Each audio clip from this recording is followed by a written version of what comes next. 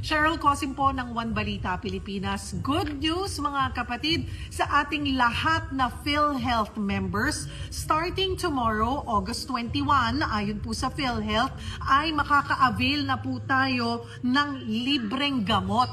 Sabi nila ay kada taon ang bawat miyembro ay pwedeng makalibre ng gamot worth 20,000 pesos.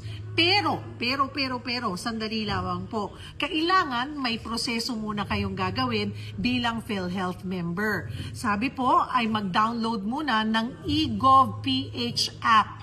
Doon po tayo dapat makapili, doon natin makikita yung Yakap Clinic na tinatawag. Tingnan nyo po doon yung listahan or sa portal daw ng PhilHealth members.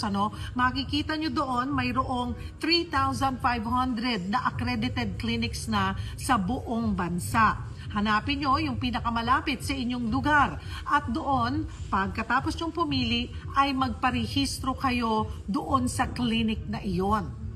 Para yearly or every now and then, pag po tayo ay nagkakasakit, doon na tayo magpapatingin. At sagot na po yan ng PhilHealth. Ngayon, pag may nakita pong sakit sa inyo, kailangan ng gamot, reresetahan kayo ng Yakap Clinic na iyon. At yung resetang yon ay dadalhin nyo sa gamot facility o yung accredited na pharmacy po ng PhilHealth.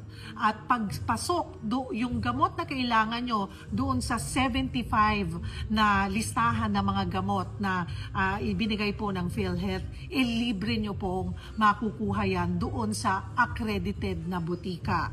Again, para po makapagrehistro, pumunta po kayo or mag-download kayo ng eGovPH app. Or magtungo po sa website ng PhilHealth para makita nyo kung ano ba ang dapat gawin para maka-avail nga dito sa libreng pagpapatingin sa Yakap Clinic at libreng gamot sa gamot facility. Patuloy po kayong tumutok sa 1PH at sa 1 News para sa iba pang maiinit na balita.